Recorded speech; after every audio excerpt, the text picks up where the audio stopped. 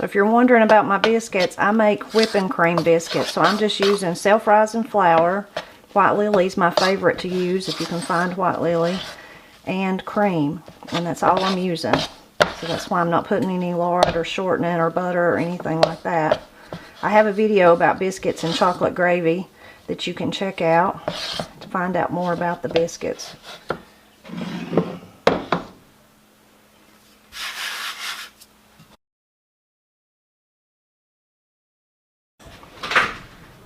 When it comes to rolling out my biscuits, I don't really roll them out. I just use my hands. And Appalachia and the South in general are famous for cat head biscuits, which means really big, thick biscuits. But I'm someone that I don't like my biscuits like that. I think they're too doughy on the inside, so I like the more smaller kind. But that's personal preference. I'm probably in the minority on that. So you have to make them according to your preference for sure.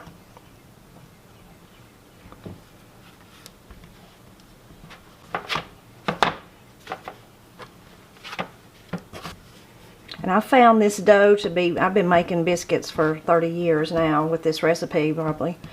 Well, at least 25. Maybe I'm getting a little ahead of myself on the 30. But anyway, I found it to be very forgiving. It's a recipe that I've taught in cooking classes and with students who have never ever made biscuits. And so they've really worked the dough. And you know, you'll often hear people say you can't work biscuit dough because it will get tough. Well, they've worked it and worked it and worked it because they're kind of like kids playing with, you know, Play-Doh for the first time, and they always turn out good. So it's a very, very forgiving dough. This is my last little biscuit. I call it the baby biscuit. And we're ready to put them in the oven.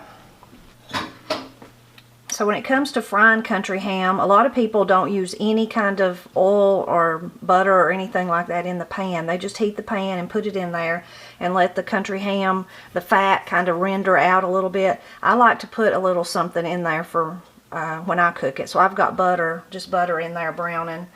But I'm going to check on my grits. When you're cooking grits, sometimes you might need to add a little bit extra water as they cook to make sure, I mean in between when they get done, that this, and you should follow, usually grits, especially ones you buy from a mill like mine that come from the old mill, they will have directions on them. So mine, which is typical for most, said to cook for about 30 minutes.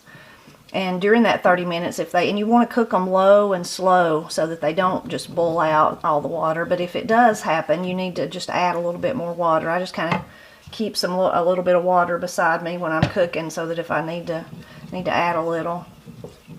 Something else that would be really good with this meal that I should have cooked but I didn't was fried apples. But I have another breakfast video so you can find out about fried apples there. So the grits are looking really great.